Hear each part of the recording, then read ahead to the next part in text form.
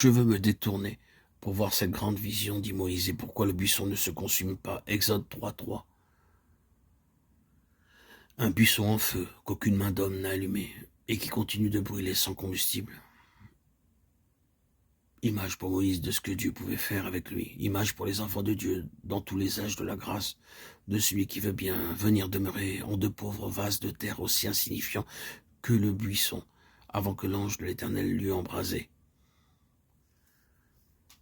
Si Dieu demeure en nous comme il demeurera dans le buisson, sa sainte présence illuminera même les choses ordinaires et les embrassera de la gloire du ciel. Je suis le Dieu de ton père, Exode 3:6. Ce Dieu qu'avait rencontré Abraham et devant lequel il s'était prosterné, ce Dieu que connaissaient aussi Isaac et Jacob, ce même Dieu rencontrait maintenant Moïse et lui disait « Je suis Dieu ». Alors Moïse se cacha le visage. Ce n'était pas encore l'heure de la communion face à face. J'ai vu la souffrance de mon peuple qui est en Égypte, dit l'Éternel, et j'ai entendu ses cris. Je connais ses douleurs. Je suis descendu pour le délivrer. Exode 3, 7, 8. Je suis Dieu et je suis venu pour délivrer. L'Éternel est le grand je suis, car il est l'Éternel, présent. Pour les âmes dans la douleur et l'affliction, son cœur est toujours le même. L'Éternel Dieu est immuable, sans ombre de changement.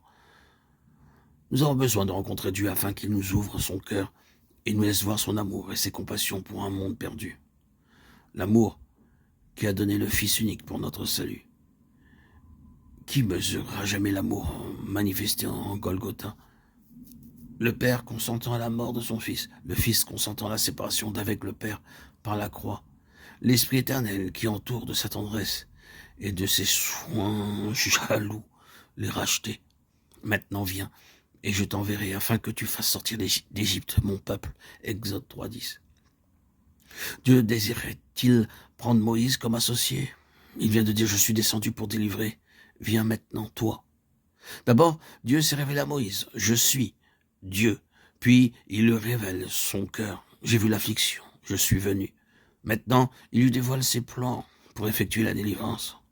Dieu va agir par le moyen de Moïse. Non pas Moïse avec l'aide de Dieu.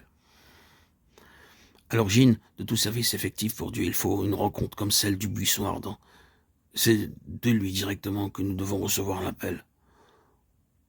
Où nous sommes en danger de courir avant d'avoir été envoyés, comme ces prophètes dont se plaint l'Éternel, et nous risquons de mériter les mêmes reproches.